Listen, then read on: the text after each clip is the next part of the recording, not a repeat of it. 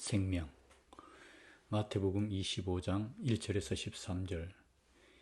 교회력의 마지막 세 주일은 세계 종말에 대한 기독교의 기다림으로 자리를 잡았습니다. 죽음과 부활, 최후 심판과 영생이 그것입니다. 교회력의 마지막 주일에 영생을 기다린다는 것은 고대 기독교 신앙 고백의 마지막 항목이 가르치는 주제입니다. 우리에게 약속으로 이루어진 이런 영생은 지금 우리가 살아가고 있는 생명, 즉 죽어야 하고 지나가야 할 생명과는 다릅니다. 그것은 곧 다가올 세계의 생명입니다. 이러한 영생은 그야말로 오직 하나님에게만 속한 것입니다. 왜냐하면 하나님 홀로 영원하신 분이기 때문입니다. 그러나 하나님은 우리를 그의 영원한 생명에 참여하게 하십니다. 우리가 하나님과 하나 된다면 우리는 그의 영원한 생명에 참여하게 될 것입니다. 그 생명에 참여하려면 죽어야 할 우리의 생명은 변화되어야 합니다. 바울은 죽을 몸이 불사의 옷을 입어야 한다고 말했습니다. 영원한 생명에서도 여전히 우리 자신이 지금과 같이 죽어야 할 우리의 생명이 중요합니다. 그러나 하나님의 영원한 생명에 참여하기 위해서 우리의 생명이 변화되어야만 합니다. 이런 일은 죽은 자들의 부활을 통해서 일어납니다. 영원한 하나님과 함께 할 수 없는 모든 것으로부터 우리를 깨끗하게 할 심판을 통해서 이런 일이 일어납니다. 따라서 죽은 자들의 부활을 기다리고 마지막 심판을 기다리는 것은 곧 영원한 하나님과 하나 됨으로써 들어갈 수 있는 영원한 생명을 희망하는 것과 연결되어 있습니다. 기독교 희망은 결정적으로 피안적인 희망입니다. 즉 죽음 너머에 있는 생명을 향한 희망이라는 말씀입니다. 이런 희망은 우리 시대 정신과 대결하고 있습니다. 우리가 살고 있는 세상은 오직 현재의 이러한 생명만 알고 있습니다. 교회와 기독교 신앙도 역시 오늘날 이 사회에서 소외된 사람들을 위해서 이러한 현재의 삶에서 수행해야 할 것의 기준에서만 평가됩니다. 그래서 이웃사랑의 실천이 중요하다고 말을 합니다. 그러나 가장 중요한 것은 그것이 아닙니다. 이 부분이 종교개혁에 의해서 첨예화된 것입니다. 즉 행위가 아니라 하나님에 대한 믿음만이 우리를 구원한다고 말입니다. 하나님이 예수 그리스도를 통해서 우리를 위해 행하신 것을 믿음으로서만 구원받습니다. 인간에게 가장 중요한 것은 하나님이며 또한 이 하나님과 더불어서 이 세상의 생명을 극복하는 영생입니다. 이런 일이 이미 예수 그리스도 안에서 그의 삶에서 그의 죽음과 그의 부활에서 시작되었습니다. 따라서 예수님은 요한복음에서 이렇게 말씀하십니다. 나는 부활이요 생명이니 나를 믿는 자는 죽더라도 살 것이다. 요한복음 11장 25절. 영생에 대한 희망은 우리를 두려움에서 위로하고 그리고 이 땅에서 살아가는 우리 생명의 파멸과 죽음에 직면한 모든 고통에서 위로합니다. 따라서 우리의 신앙은 하나님의 죽은 자 가운데서 살리신 예수 그리스도에게 그 뿌리를 두고 있습니다. 바울이 말했듯이 만약 예수 그리스도를 믿는 우리가 이 세상에서의 삶에만 희망을 걸고 있다면 우리는 누구보다도 가장 가련한 사람일 것입니다. 고린도전서 15장 19절. 예수님은 이 세상에서 파멸당하셨습니다. 그런 분이 어떻게 이 땅에서 성취되는 생명을 보장할 수 있겠습니까? 현재의 생명을, 즉 현재의 세상을 우리는 그리스도와 함께 완성시킬 수 없습니다. 이것은 기독교의 역사가 증명해주고 있는 사실입니다. 그런 일은 부활한 부분이 우리에게 약속하고 보증해준 미래의 생명에서만 일어납니다. 따라서 우리는 다가온 하나님의 세계에서 이루어질 생명에 대한 희망을 단단하게 붙들어야 합니다. 사랑하는 성도 여러분, 이것이 바로 이번 주일의 복음서가 우리에게 말하려는 내용입니다. 이 설교 본문은 지혜로운 처녀와 미련한 처녀의 비유입니다.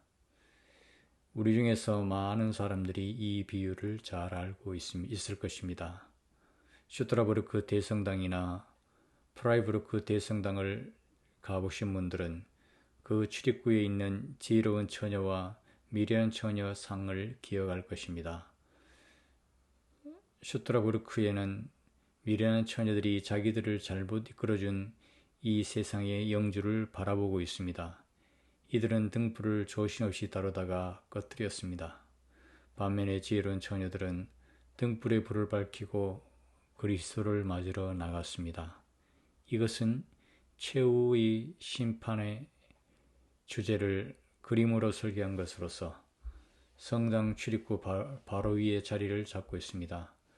그래서 교회를 떠나들은 모든 사람들은 경건한 사람들과 그 신앙을 잃어버린 사람들 사이에 메워질 수 없는 틈을 분명하게 볼 수 있습니다.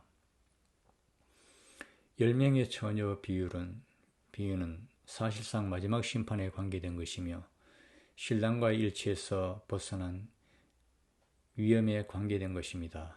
특히 이것은 끈기를 갖고 기다리라는 교훈이며 또한 다가올 하나님 나라의 생명에 대한 희망을 놓치지 말라는 교훈입니다.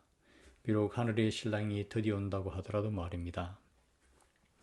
그리스도의 다시 오심은 벌써 2000년이나 지체되었습니다. 그렇지만 기독교는 그의 오심과 하나님 나라의 영생에 대한 희망을 굳게 잡아야 합니다. 이러한 희망은 혹시 공연한 게 아닐까요? 일종의 환상일까요? 이런 질문은 우리를 타락시키려는 유혹입니다. 그리스도의 다시 오심이 지체되었다는 사실은 이미 원시 기독교에도 경험된 것인데 이 지체는 우리 기독교인들에게 하나님이 무능력하다는 징표가 아니라 그가 창조한 세상을 향한 그의 인내의 징표이며 또한 새로운 세대가 하나님의 영생에 참여할 수 있는 기회를 열어주려는 사랑의 징표입니다. 이런 비유의 중심에 있는 그림들은 우리 기독교인들이 기다리고 있는 하나님 나라의 구원을 묘사하고 있습니다. 성만찬은 모든 시대를 걸쳐서 고양된 강렬한 생명의 표현이며 총괄 개념이었습니다. 동시에 이 성찬에 참여하는 개인은 다른 참여자들과 연결되어 있다는 징표였습니다. 이스라엘 사람들의 공동 식사는 그 자리에 임재하시는 하나님과 연결됨으로써 약속의 백성이 하나를 이룬다는 징표입니다. 출애굽기 24장에 따르면 이스라엘 백성들은 시나이 산에서 모세와 아론과 더불어 이미 가장 오래된 계약의 식사를 한 것으로 되어 있습니다. 이와 마찬가지로 오늘날에도 유대의 안식일 식사가 그런 의미이고 특별히 유월절 식사가 그런 의미입니다. 하나님이 통치하실 미래에 구원받은 사람의 일치도 역시 유대의 기다림에 의해서 식사로 표상되었습니다. 예수님이 제자들이나 다른 이들과 함께 하는 식사는 다가오는 하나님의 통치의 징표임에 틀림없습니다. 이 징표는 곧 하나님 통치의 구원이 계시된다는 것입니다. 교회의 성만찬은 다가오는 하나님 나라와 이런 관계가 있습니다. 그리고 예수님을 통해서 하나님이 구원하신 미래는 이미 이곳에 지금 함께 하십니다. 예수님이 이 땅에서 식사를 나누실 때 그런 일이 벌어졌던 것처럼 말입니다. 이 비유는 하나님 나라에서 받게 되는 식사를 필요연으로 설명합니다. 왜냐하면 이 식사에서는 예수 그리스도와의 가장 밀접한 일치가 핵심이며 또한 예수 그리스도를 통한 하나님과의 일치가 핵심이고 나아가서 하나님의 영생에 참여하는 것이 핵심이기 때문입니다. 따라서 예수 그리스도의 식사에 참여하는 모든 사람들은 신랑이신 예수 그리스도와 하나가 되어야 합니다. 이것은 이제 교회의 성만찬에서 상징적 선취의 방식으로 또한 예수의 그리스도의 재림이 일어날 때 완료되는 사건의 방식으로 일어납니다. 하나님 나라를 부단히 기다리는 사람들만 이런 식사에 참여하게 될 것입니다. 이들이야말로 등불을 밝히고 있는 지혜로운 처녀들입니다. 이 비유에서 지혜로운 처녀들이 자기들의 기름을 미련한 처녀들에게 나누어 주지 아니려 했다는 대목은 아름답지 못한 이야기입니다. 그러나 이것은 우리가 따라야 할 전형이라기보다는 우리의 생명이 단 한 번뿐이라는 사실을 의미할 뿐입니다. 우리는 그리스도의 재림이 여전히 지체되고 있다는 사실 앞에서 한눈 팔지 말고 제대로 준비해야 합니다. 신앙과 희망에 대한 우리의 준비는 믿음이 없는 이 세상의 어둠을 견뎌내기 위해서 훨씬 풍부해져야 합니다. 우리 등 위의 불빛을 보존하는 일이 그 무엇보다도 중요합니다. 이것은 신랑이 오실 것에 대한 믿음과 희망이며 또한 하나님의 미래와 다가올 세상의 생명에 대한 믿음과 희망입니다. 이렇듯 기대에 가득한 믿음으로 인해서 하나님 나라의 미래는 이미 우리에게 현재하십니다. 등불이 비침으로 신적인 영광의 빛으로부터 어떤 것이 빛나게 됩니다. 우리는 이런 세상의 어둠에서 살아가기 위해서 믿음의 빛을 필요로 합니다. 20세기에 이런 어둠은 새로운 느낌으로 다가왔습니다. 이것은 단지 두 번의 세계대전에서 일어난 고통과 불행만을 뜻하는 게 아닙니다. 이미 2세기 전의 사람들은 이성의 빛을 통해서 계명의 발전이 이 세상을 밝혀줄 것으로 생각했습니다. 그러나 오늘날 우리는 이 세상이 여전히 어둡다는 사실을 알고 있습니다. 다른 이의 생명을 값으로 치르고 자유를 오용하고 있다는 사실에서 우리는 이 사실을 확인할 수 있습니다. 가장 단적인 예를 들자면 높은 낙태율입니다. 우리는 기독교적인 삶의 기준이 붕괴되고 있다는 사실에서 그것이 교회 내부까지 개입하고 있다는 사실에서 이를 확인할 수 있습니다. 한번 결혼하면 나뉠 수 없다는 가르침은 진부한 것으로 취급됩니다. 기독교 자체가 이 세상에서 진부한 것으로 다루어집니다. 무엇보다도 부활과 그 부활을 통해서 보증된 영생의 미래에 대한 믿음이 그렇게 취급됩니다. 그러나 이런 미래가 없다면 우리의 현재는 아무런 희망이 없을지 모릅니다. 그래서 우리는 믿음과 그 희망의 빛을 굳건하게 지키려고 합니다. 그 희망의 빛은 세상의 어둠 가운데서 우리로 하여금 방향을 분별하게 만듭니다. 다음 주일에 우리는 분명히 다시 대강절 양초에 불을 붙이고 성탄절을 향해서 나가게 될 것입니다. 목자들이 본 큰 빛을 향해서 나가게 될 것입니다.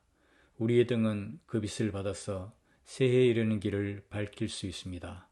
1997년 11월 23일 미넨 마테우스 교회